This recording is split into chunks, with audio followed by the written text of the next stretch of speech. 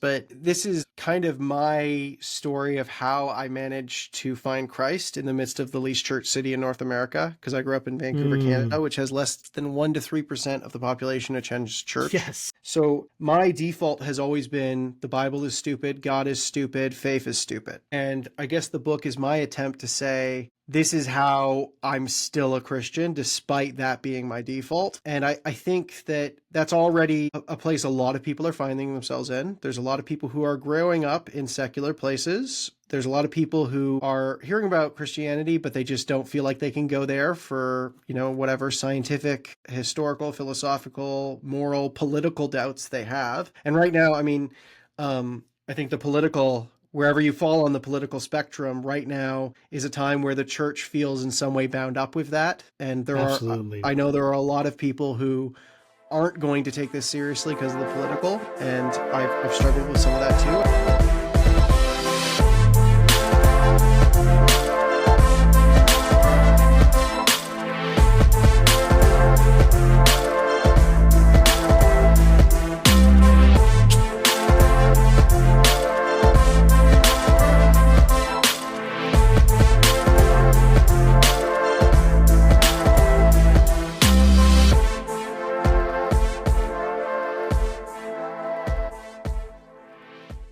Well, hey there, Faith Roundtable listeners and viewers. This is Josh Bertram, your host here on the Faith Roundtable, where we interview all sorts of interesting theologians, scholars, leaders in the American church and church even around the world to talk about the things facing the church right now in the 21st century and Christianity. And of course, we have this is the sister podcast of Faithful Politics, where I'm the co-host, the faithful host of the Faithful Politics podcast. So make sure you guys are tuning in, like, subscribe, do all the stuff that hacks the algorithm, notification bell, send it to a friend, do that stuff so we can get this great content out. And today is going to be no less of a great episode. And I'm excited to have Dr. Jonathan Lyonhart. He is a British-Canadian theologian, philosopher, and ordained minister.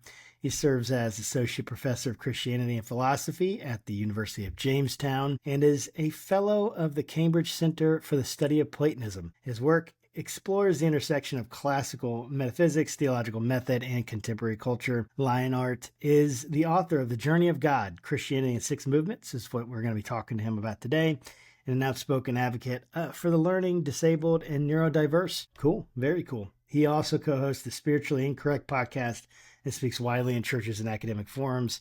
He lives in North Dakota with his wife and children. Thank you so much, Jonathan. John, which one do you like? JD, John, Jonathan? I know we kind of talked about this before. Yeah, no, Jonathan's fine for conversation. A person, you. But JD Lyonhart just kind of felt like a good pen name because my middle name's David. So I was like, okay, I'll go by JD Lyonhart. But now people have been like, hey, JD. And I'd never gone by JD before. So we'll see.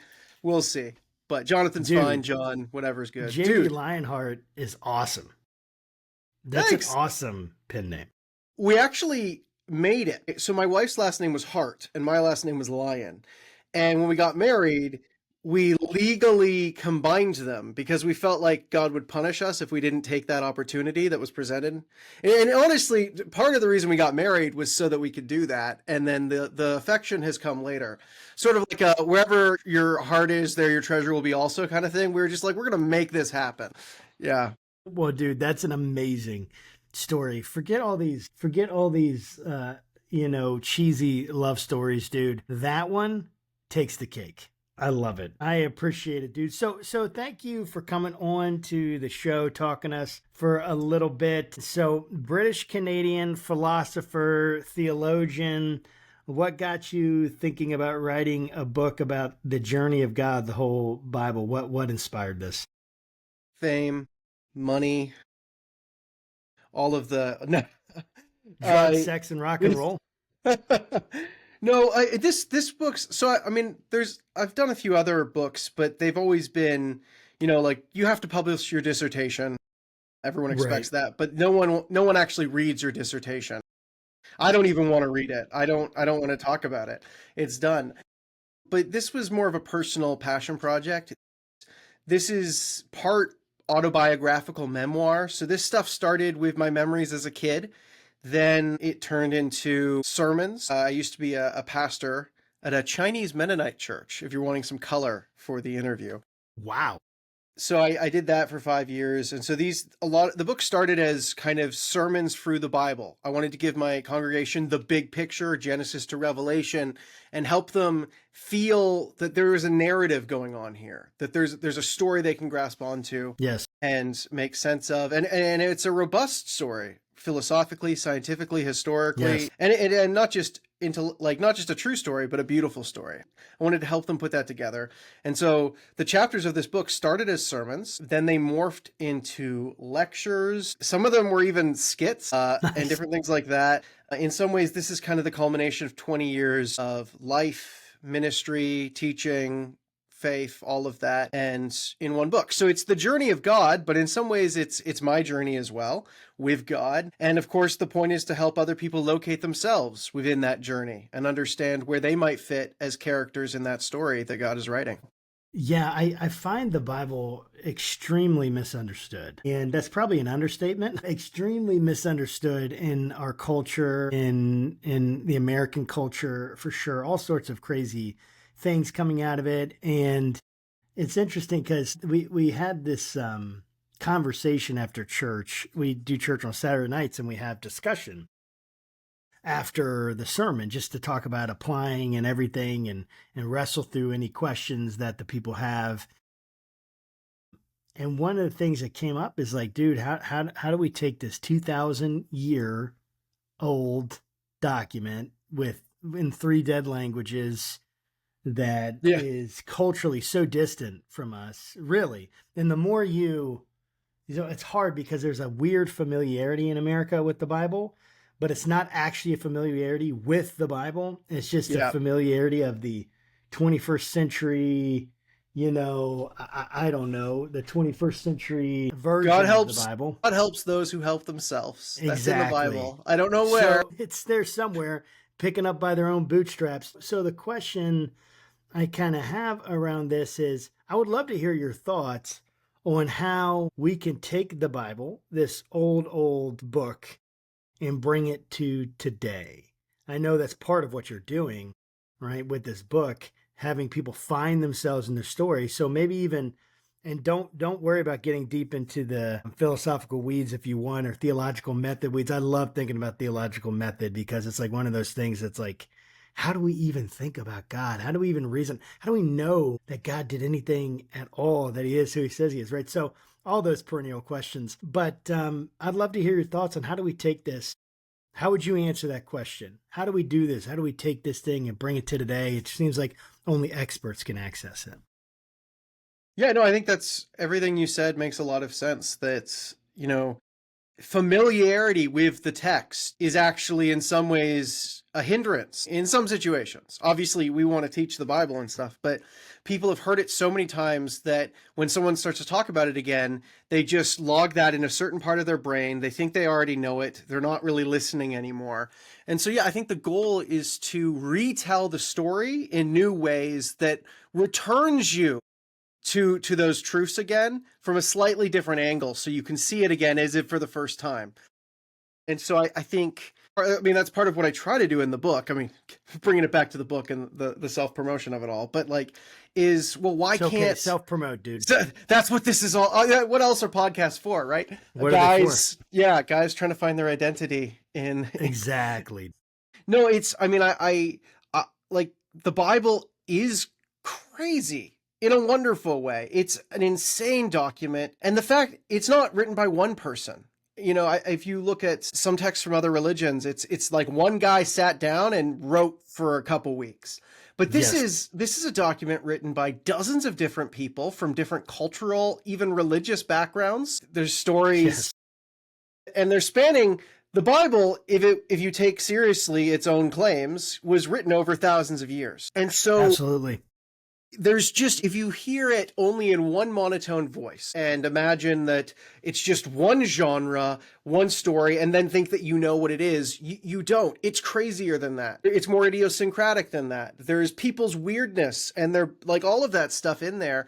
And there's so many different genres. There's poetry, there's songs, there's apocalypses, there's letters where Paul casually is like, hey, I'm planning to summer there. Make sure there's a house ready for me. And it's like, wait, that's not the same as the Ten Commandments being God booming down from the heavens. I plan to summer there. Please make sure a room is ready for me. Like, and if everybody, I think a lot of us, we hear the Bible like it's just the Ten Commandments being boomed from heaven.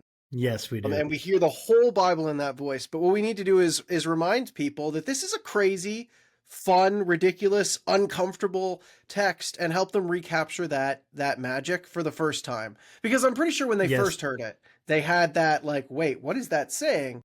Yes. But they just heard it so many times. So I think we need to get creative. We need to be coming at it from different angles. We need to be coming at it from music. We need to be coming at it from poetry, philosophy, science, sociology, history. All these different angles provide a different way into the story that doesn't take you to a different story. I think it's the same story, but it's returning to the place for the very first time and knowing it for the first time, because the longer you've read it and heard it, you just kind of forget the magic of it. You get numbed to it. So, yeah. Well, absolutely. You know, it reminds me of there's this time when I was a youth pastor. Man, I can't even believe I did that, to be honest with you. I am not a youth ministry guy, I don't think. But I was a youth pastor and I love the kids, you know, so I guess that's all what it's all about. But there's a student that came up to me and she was like, I was asking her to look through some of the curriculum and just kind of like, you know, is there anything that you're interested in? And she's like, yeah, I mean, the 10 Commandments, you know, I think we should just move on from the 10 Commandments. You know, we've all already heard those, you know, and it just reminds me, it's like, oh, dang, dude, like they're like, she's viewing this in a very different way than I'm viewing this. And it's like helping people understand how to approach it is so important. That's what I love about your book and what it's done. Before we jump into the contents of the book, I'm going to ask you, I'm going to give you a slow ball. Actually, it's not at all. I'm going to ask you, dude, what do you think about inspiration? Like in the sense of how do you work through, or how, I would just love to hear your thoughts on how it is that God inspired the Bible. Like what, I know we can't get an exact idea of the mechanisms in terms of like any detailed, you know, explanation like we, you know, try to get for like how the brain works or something like that, or some physical process.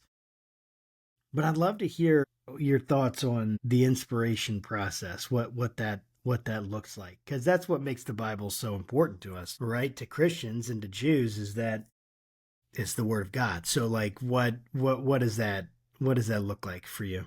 I love that you said slow ball, because I mean, there's a reason pitchers throw changeups. It's because it catches you off guard and then you strike out. So this is a hard question. It really is, because, and I think we sometimes think it's simpler than it is, because the question of how revelation works is a question of how does eternity touch time?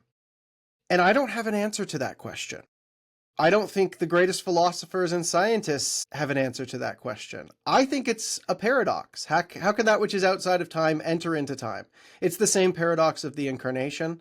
It's the same paradox of how the world began at all. How did that which is beyond time birth time? I don't have an answer to that question. Right. And so how does the eternal, infinite God enter into time and space in order to inspire truth? I know that he did it. I believe he did it. I believe in the incarnation. I believe in Scripture's inspiration. But beyond that, I think theologians sometimes overestimate their ability to articulate exactly how he did it. And I get why it's important and why we want to. I mean, of course, obviously, you know, but I have less faith in my own abilities, I think, than, I don't want to say than other theologians, but I do have a sense that like the answer I just gave you is about as good as I'm going to get. Like, we want more clarity than that. Okay, wait till you die and face eternity itself. I mean, I love that idea. I mean, you know, just even thinking about it in terms of paradox, even taking it back, like, because when you hear paradox, someone thinks, oh, that's just a cop-out. Well, but then you take it back, well, no. I mean, paradox is a real philosophical thing. Philosophers have to deal with this, right? And there's a lot of work that's been done on paradox and what that actually is, and how it can be that there's two things that we just don't see how they fit together. And in our minds, we can't get them to fit together, and yet they do.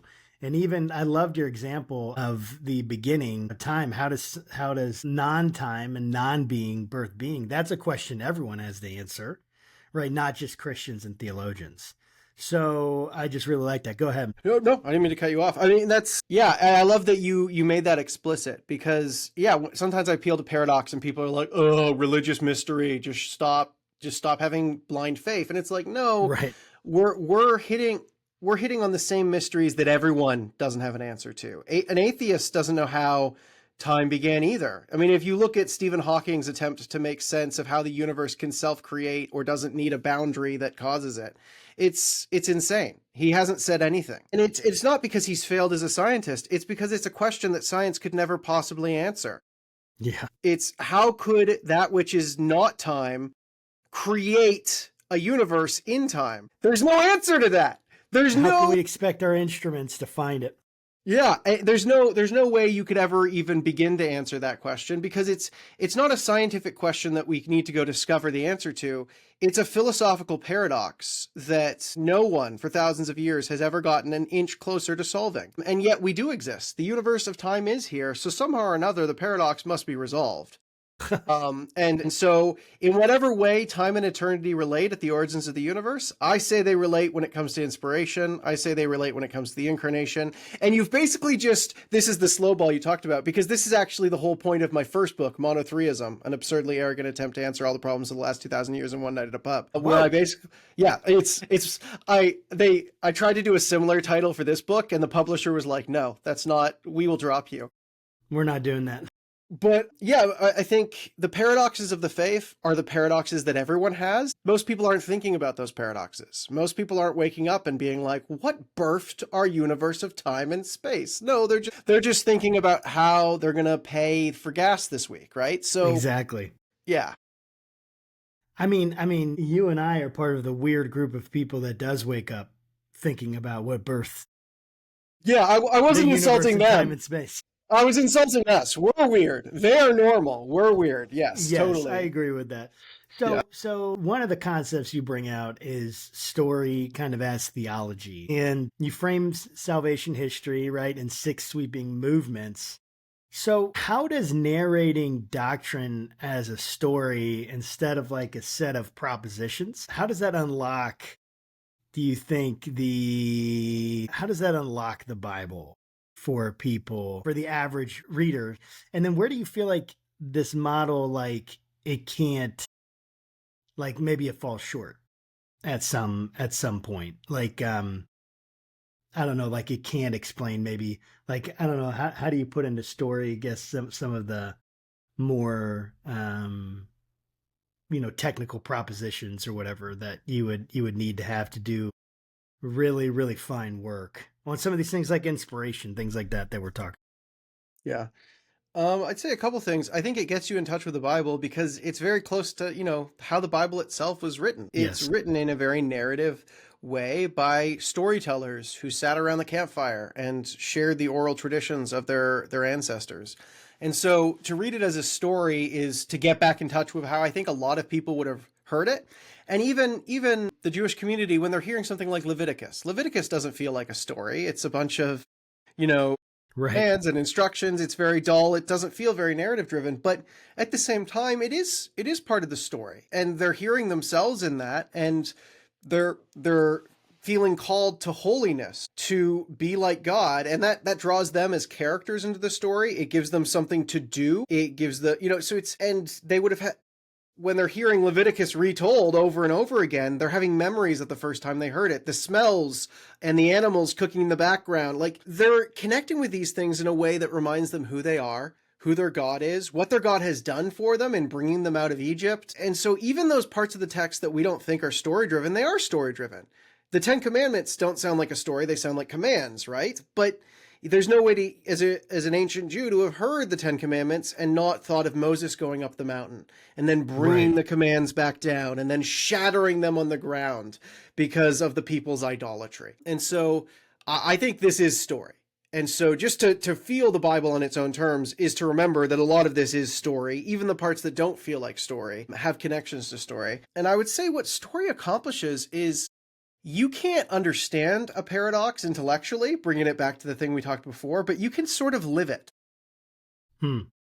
I don't, I don't know how God is beyond human language and understanding, but yet my words about him can still work, right? I don't know how to make sense of that. That's a paradox. How is God both infinite and yet can be contained in finite language? I don't understand that, but I live it every day. I encounter the infinite God in my finite life. I encounter him in nature. I encounter him in the Bible. I encounter him in my kids. I encounter that infinite God in music. It's the infinite is encountered in the finite in my lived journey, but I don't know how to make sense of it intellectually. And so I think narrative and story is where the paradoxes of existence get worked out. And that sounds very abstract, like all this flowery language, but it's actually quite back to reality. Like, stop getting caught up in all these abstract propositions and just live. That's where God is in a lot of ways. So I think story, there's things about our faith that we can't understand, but we can live. Yeah, I like that. What is the place of propositions in theology and in the study of the Bible for you? So I recognize that it is helpful for some members of the community to articulate in very clear language, almost mathematical language, exactly what we believe. But I think that's not me.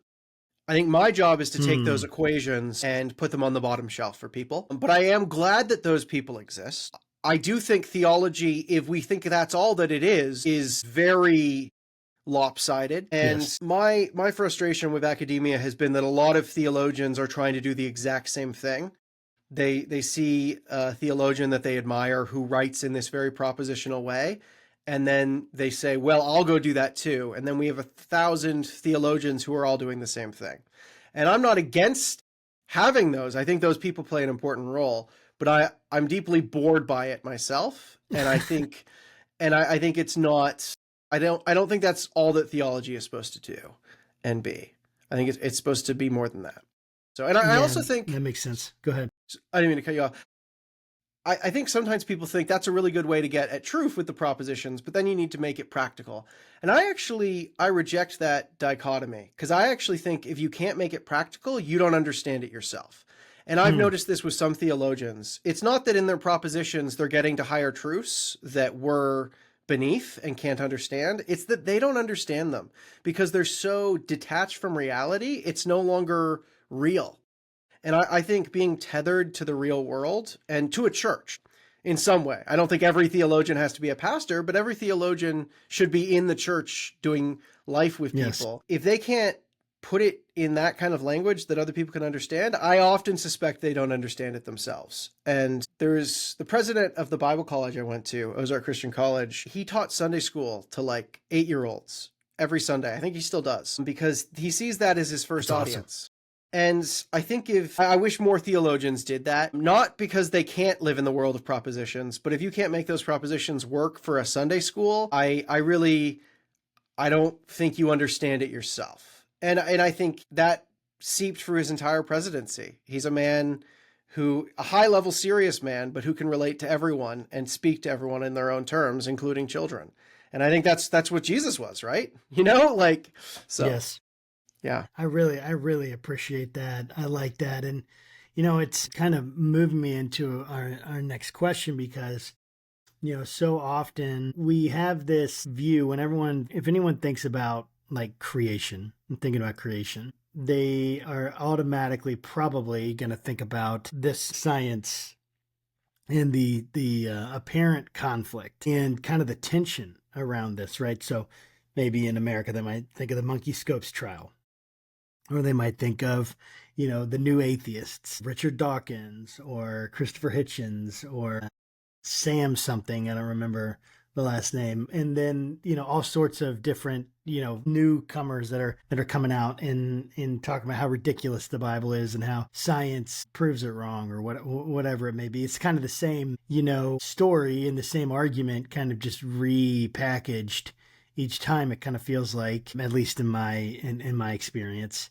But when we're thinking about, like, you kind of explicitly invite dialogue between cosmology and Genesis, between how do we figure out the origins, and in this book that we have, that really the origins part plays, it's a big part, but it's a small part too. It's interesting because it's not that much in there, right? In terms of like the kind of detail we would want, it's sparse, right?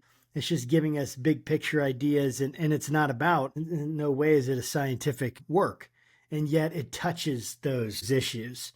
And so how do you counsel believers and people who kind of, they're afraid to enter into the cosmology stuff? They're kind of like, or they just keep these two things separate. My science, my religion, I'm keeping them separate so that I don't have to deal with the cognitive dissonance or whatever they're afraid of. What do you think? Yeah, I mean, it's difficult, and it really depends on which field you're talking about. The approach, I basically tell people who are Christians to, like, who are trying to find God in biology, I'm like, slow down a little bit. That's, my brother-in-law, Seth Hart, who's also my co-host on the Spiritually Incorrect podcast. He does that, but he's also at the very top of his cutting edge of his field. And he's doing it in a way that radically challenges how other people have done it. And I'm like, okay. But for the most part, like when it comes to biology, I think Christians need to shut up. So I don't know if shut up's the wrong word to use, but I think we have just been overstepping and trying to make scripture say something it's not saying. But when it comes to cosmology and the constants that were needed in the early stages of the universe in order for stars to form and elements to form and eventually planets and intelligent life, those constants are very finely tuned. And I don't think physicists or astrophysics has really done anything to take away the design argument power of those scientific statements. It seems incredibly finely tuned for life. The odds of everything happening in the way that it happened to allow us to live is insane. And some scientists, to get around it, have had to postulate that there are other universes, and there's an infinite number of universes, and if there's an infinite number of lottery tickets, then eventually one will win, and that just so happens to be us. They've had to create whole theories to make sense of this stuff. And so that's an area where I'm like, Christians should be talking. We should be getting involved in that. That's really interesting. And I wouldn't say Christians shouldn't stay in biology. I mean, the whole point of my brother-in-law example was there should be a few, but a lot of the times we're trying to do that, I think, is we're overstepping and we don't know the science enough. And the science isn't saying what we want it to right now. And trying to force it to, I'm uncomfortable with. But there are other places where I think that merger of faith and science works a lot better. And so, people often want to, how do we approach science? Well, it's like, which part of science? Which discipline? Which, it's so much more complex than that. And it's hard. Yeah. So I didn't mean to tell everybody to shut up. Maybe that was the wrong word to use. Oh no, it's all good, dude. I mean, they probably do. I'm thinking so what do we do? Do you think with these? What would be your advice to someone who's like, maybe it's a college student who is, at university and they're coming home and they've taken several biology classes and the what do you call it? The professor in the material, like they've made a very convincing argument and really have presented it like, hey, this is the best material understanding of how these things could have come about. We're going to employ scientific or methodological naturalism. We're just going to not assume anything outside of the observable nature that we have. And we're going to look for natural physical mechanisms for everything. And that's kind of what the constraints are. And yet they come and they look at this and they're like, man, it doesn't, I read these two things and I don't know how to reconcile my faith with what I'm finding out in the biology classroom. What would you say to someone? Like, I'm not asking for a really well thought out, well prepared answer. Just like if someone was counseling, they come up to you after church. Hey, I know you're a theologian. I know you wrote this book about, the story of the Bible. And I read that you invited, cosmology and Genesis, but what about biology, or what about this other stuff? Yeah. So I wouldn't want to dismiss that struggle. And my point wasn't there isn't a struggle there. It was more that Christians sometimes overstep in biology. For sure. Yeah, I think there's a real struggle there. I remember having that struggle myself when I really came to terms with what evolution was saying. I didn't have as much of the textual struggle of how can this be made sense of with Genesis. I had more of the problem of evil struggle with it. Yes. How could there be so much suffering? How can progress be built atop the backs of billions of deaths and extinctions? And that was difficult. But at the same time, I mean, there are theological narratives for that. God might not cause evil, but he can direct it and use it for good. So I mean, the theodicy, the problem of evil response we give to most suffering in the world, could be applied to evolution. So I don't know if those are satisfactory responses, but I mean, there are those types of responses. And I don't try to force people to believe evolution or not believe evolution. I try to give them theological frameworks that can accommodate wherever they end up landing on those questions. Because I don't think those questions should be the ones that decide whether you believe or not. And so I kind of really try to emphasize there are Christians who don't believe in evolution. There are Christians who do believe in evolution. Yes. And don't let this be a faith decision type of question for you. Don't let it be the thing that keeps you up at night. There are important questions here, but they're not like salvation questions. And there are theological frameworks that can accommodate pretty much any scientific theory. That the way that philosophy works, you can kind of explain away any fact if you really want to, if we're just being honest. So I don't want people to give up hope on those things. I think there's harder questions that we should be addressing. I'd also say that, so like when Darwin first published, no Christians rose up against him. In fact, the Christian community on the whole was supportive. Probably the most supportive person in America was Asa Gray, who was a biologist and a very devoted Christian who actually saw evolution as evidence for the existence of God. And so for the first, Origin of Species comes out in 1859. For the first kind of 60 years or so, it's not an issue for faith. What happens in the early 20th century is there's a few things like the Scopes monkey trial, but really it's not until around the 1960s that a consistent narrative of the Bible versus science becomes dominant. And that's when the Genesis flood is published. That's one of the first major creationist texts. So I think in some ways, Christians have created a conundrum that didn't actually exist initially. That's fascinating.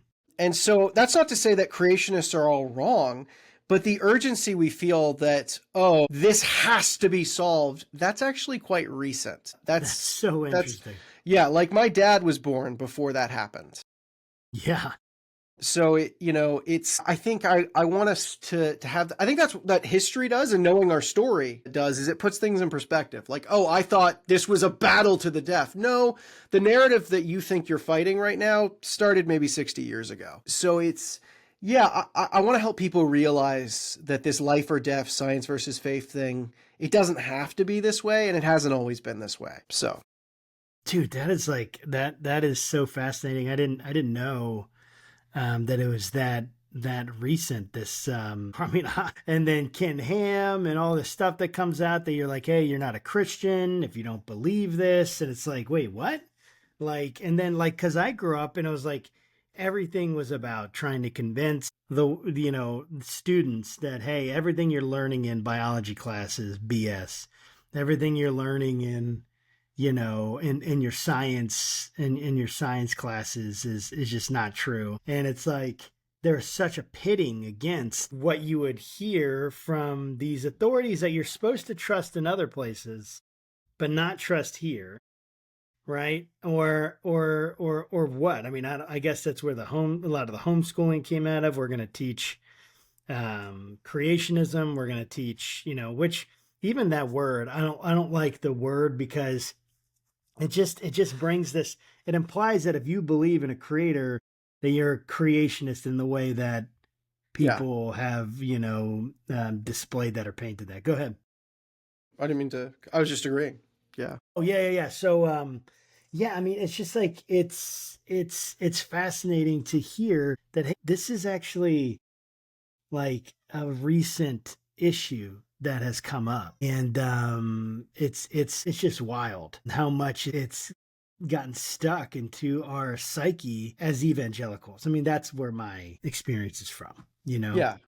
Yeah. And it's not to say there aren't precursors in history before the 1960s. It's just that this emphasis on it to the extent where this is like the battle that we need to fight, Right. that is very recent.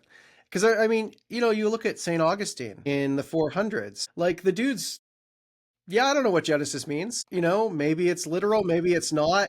And he's not like surrendering to modern science there. This is thousands of years before that. And he actually he actually looks at it and he says, why did God create over multiple days instead of just snapping his fingers and doing it all at once? And he literally Right. said, it's because it's a gradual process of unveiling in stages different parts of creation. Like, wow, that sounds a lot like evolution.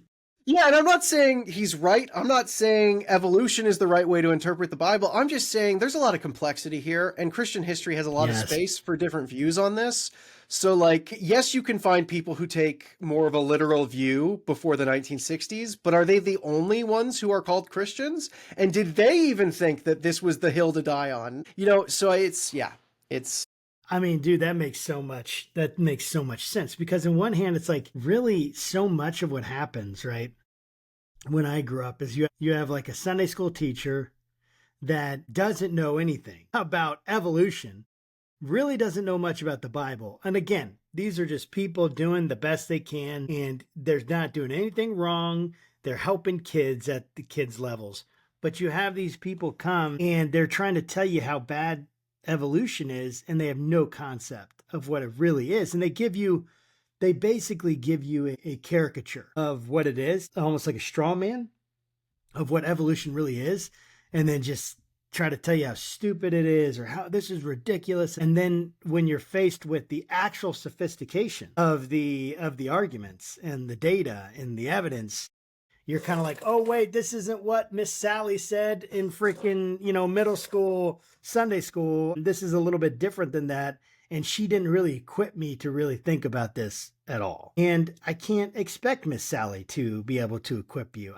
It's like there has to be something different about it in terms of like what you're saying. Like, hey, look, let's be open to the data. Let's look at it. Let's look at the actual evidence, and let's treat everything on its merits. If evolution is the best way to explain how these things have come about, right? It's simply not appealing to divine intervention, right? Whether like direct divine intervention, whether we can, understand it to be direct, guided by God, which is what I would, absolutely see.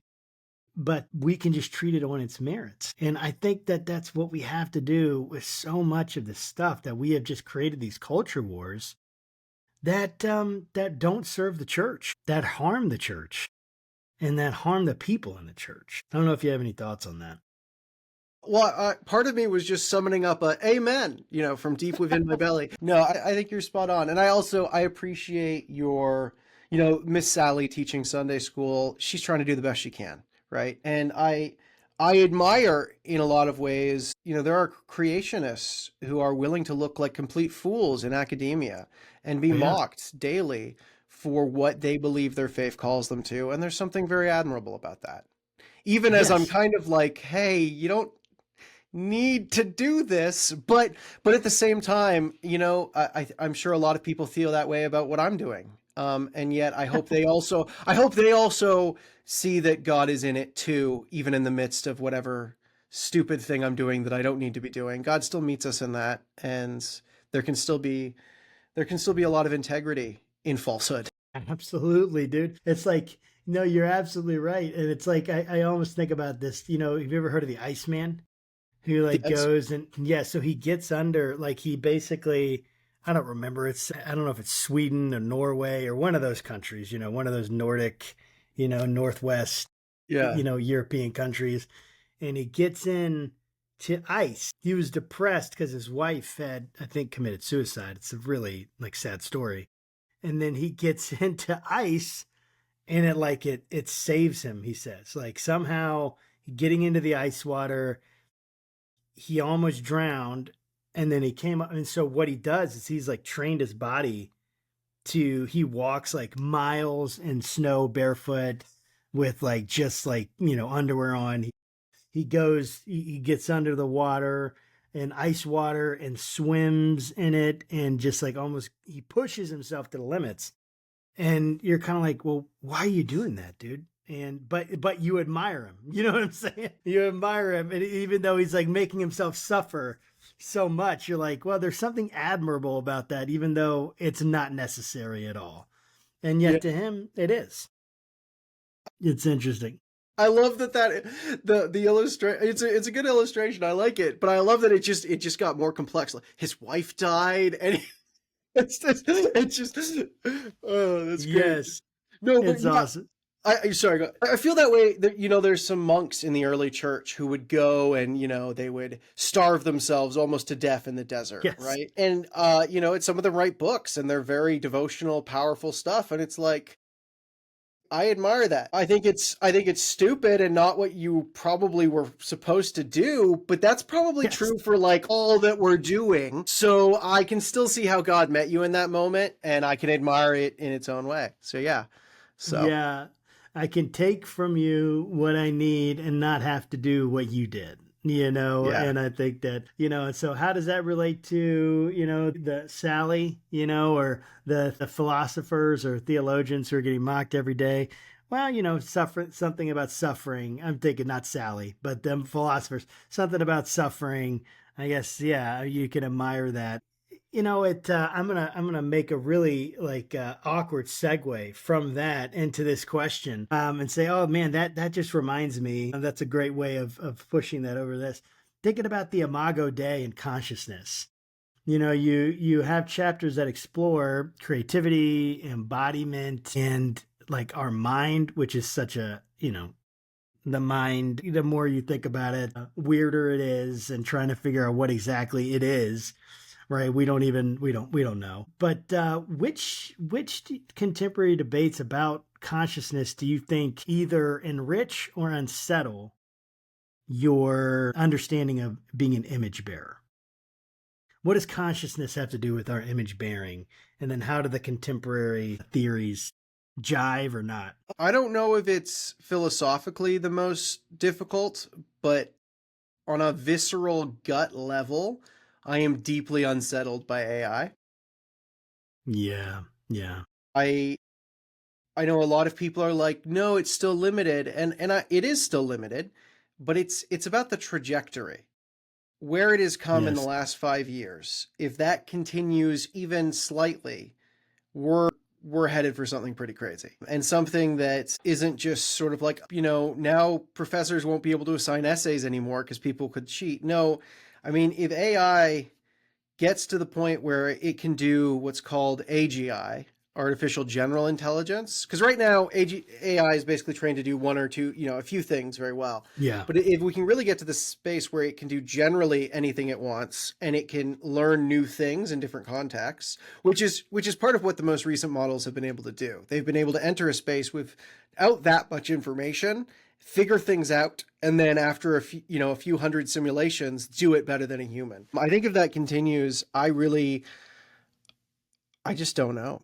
I don't know what it means for civilization. I think a lot of people think of it in terms of they will overthrow us and Terminator, but I think on a more existential level, I don't know. As an author, a philosopher, theologian, I wonder if I will soon be replaced, just like the factory worker was replaced by, the conveyor belt. There are things that AI writes that are just beautiful. And I had a writing job that I did for 5 years on the side to make some extra money.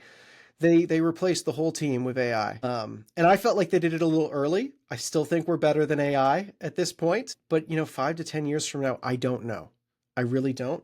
And when that comes to consciousness, I think there's ways to accommodate anything. Remember, I said philosophy can find a way to sneak around any fact. You get a good enough philosopher, you could accommodate any reality by just saying, oh, that's, I think we could just claim, well, it appears to do all the things that conscious beings do on the outside, but on the inside, it's not really conscious. You can claim that no matter where AI gets to. And so that's still theoretically a plausible thing you can claim.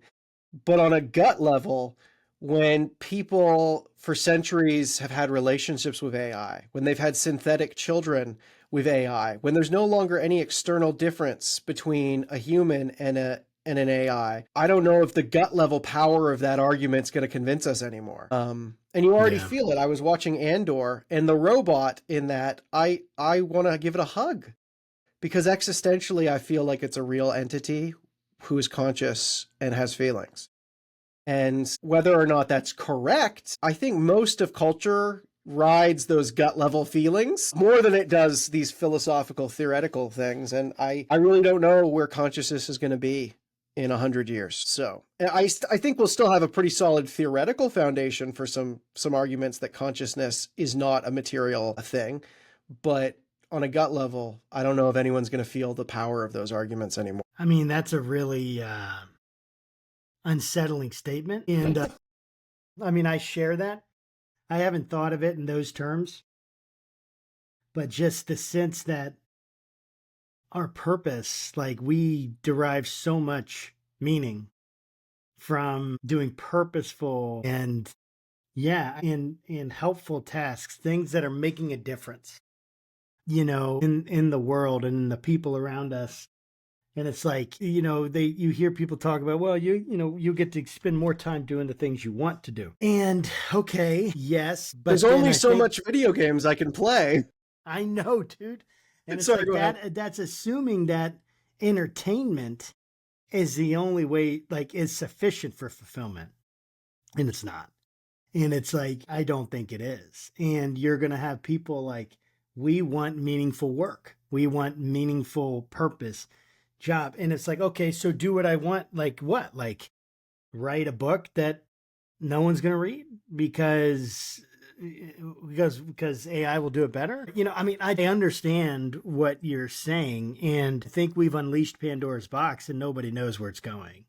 And these companies are full force ahead on getting to AGI. That's what OpenAI says on their website. It's not like it's hidden in any way, right? It's not some secret. They're like, hey, we're trying to get to AGI. That's what we want. And that's what these companies want. And a part of me is like, who gave these companies the right to basically disrupt the entire human race? And again, I know that's a very simplistic view, because I know it wasn't just one person thinking this, right? You have leaders, and I use ChatGPT all the time.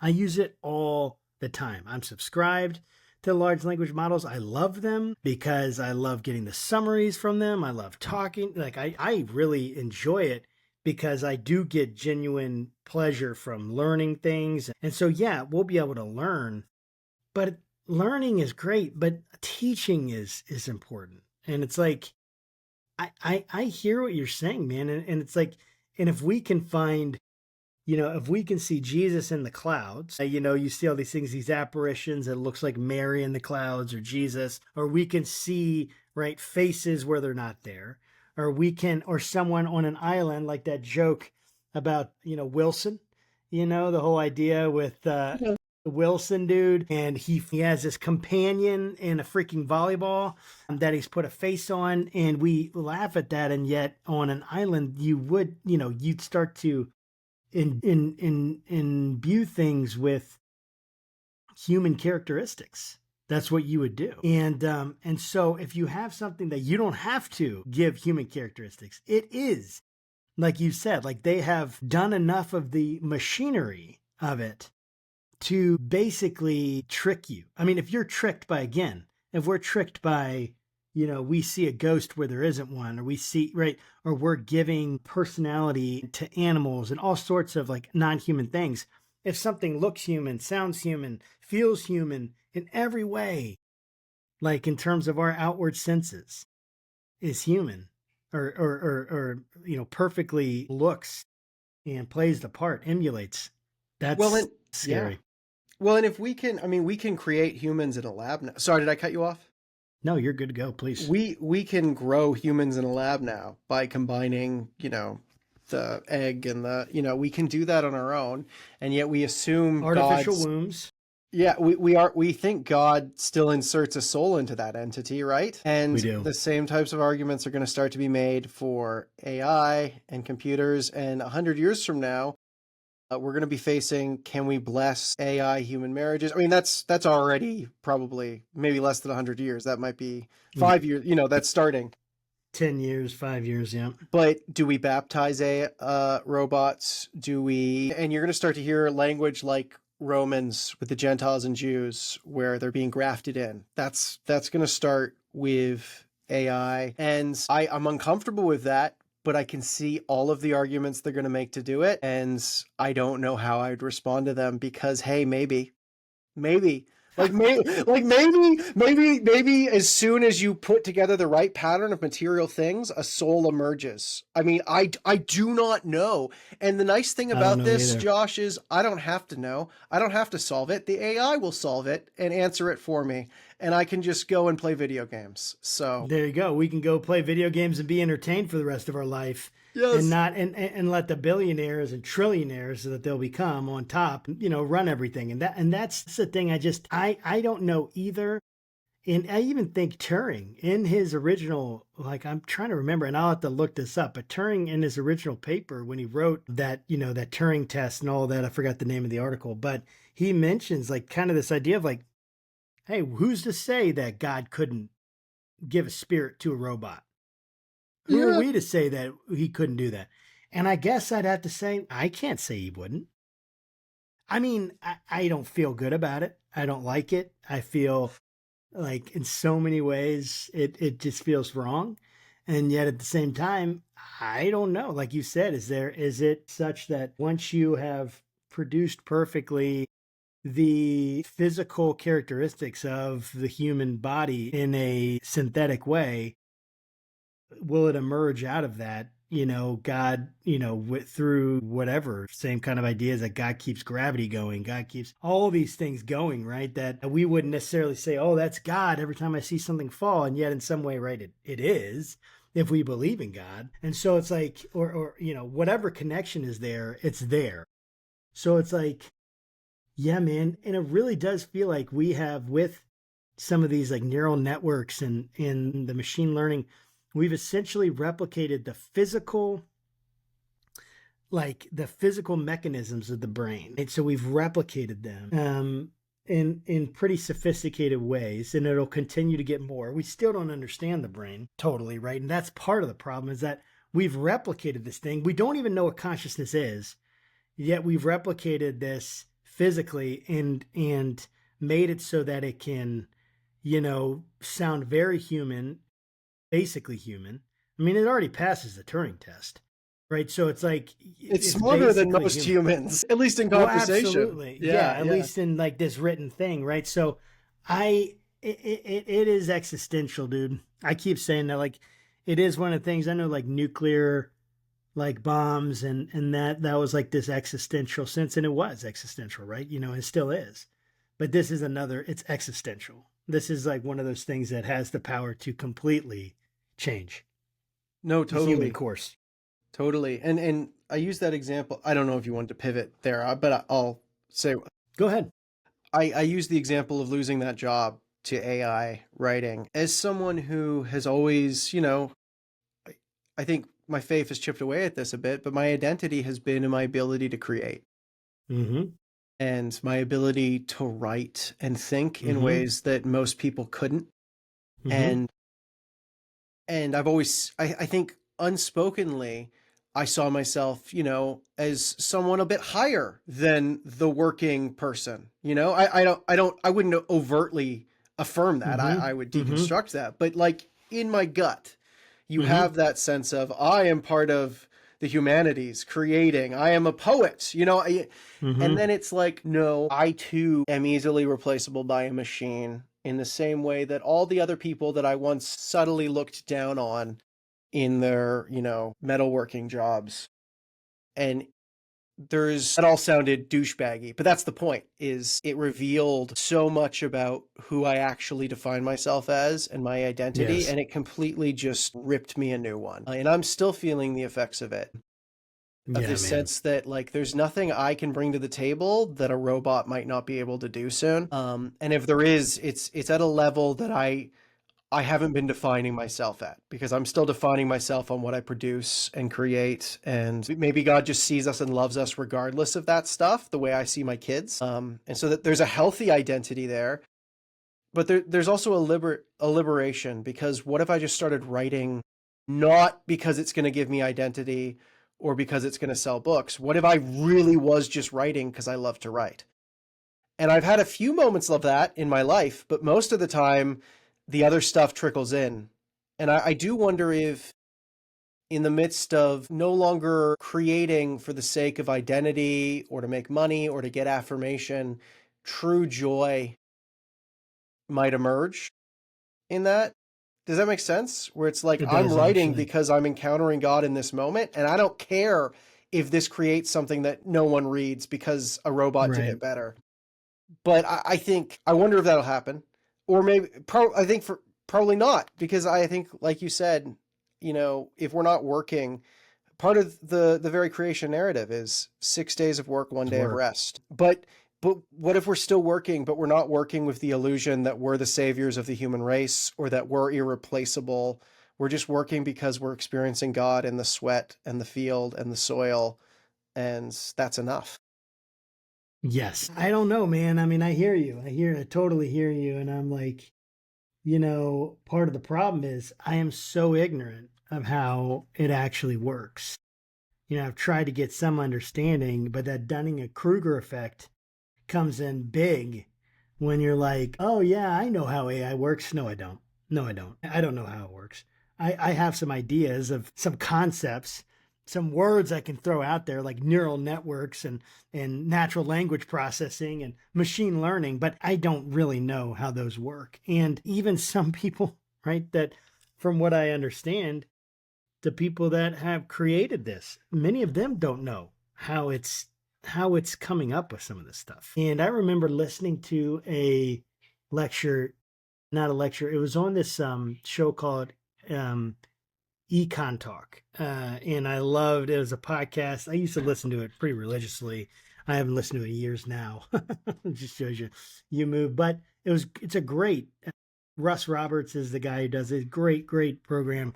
This lady was on talking about AI, and this was in 2018, 20. I mean, AI has been around, the concept for 100 years or more. But they essentially, it was like, the lady was like, look, we shouldn't call this artificial intelligence. I'll never forget his line.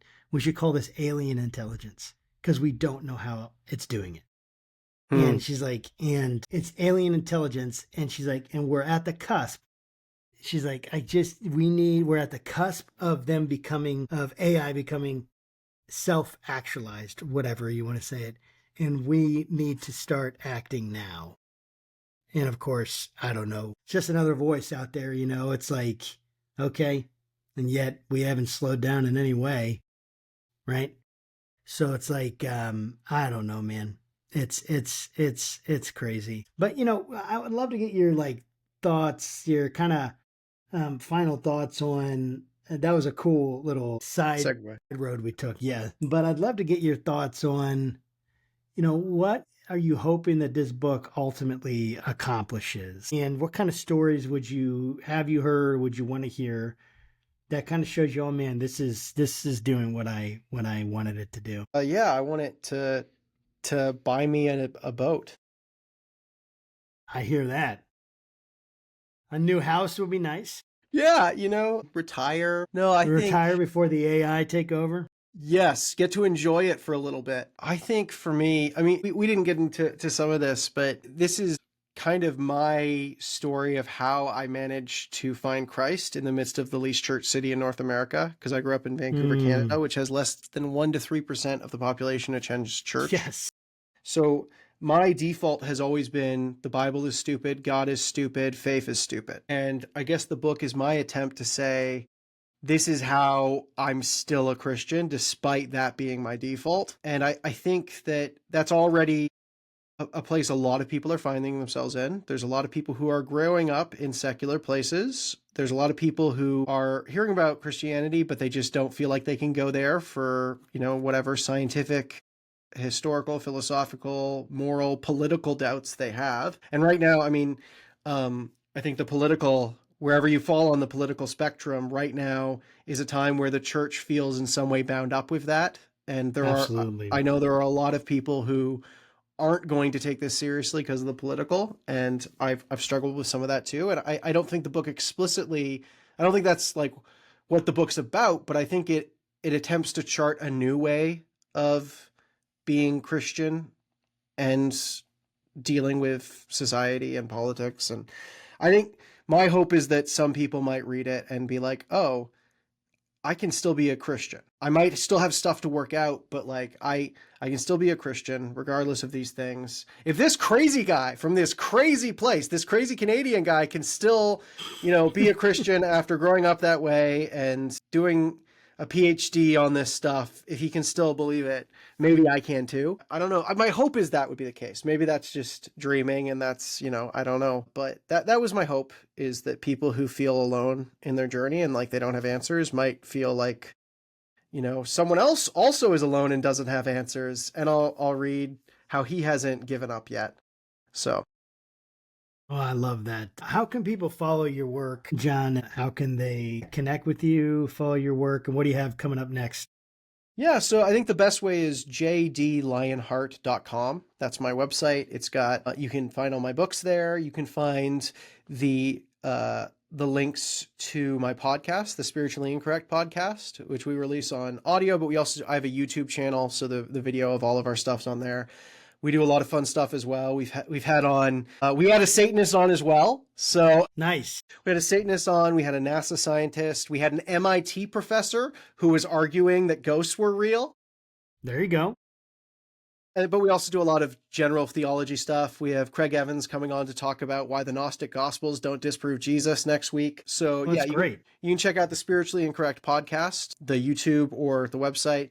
And there's the book, The Journey of God, Christianity in 6 Movements. If you just type in J.D. Lyonhart or The Journey of God into Amazon or bookshop.org, you can find that. So that's what's right now, is that book. And then hopefully by the end of the year, an edited volume, New Trinitarian Ontologies Volume 1, which is edited by John Milbank, Ryan Hacker, and myself. Hopefully that'll be out, I'm hoping the fall, but you never know with these things. So that would be the next thing coming out for me.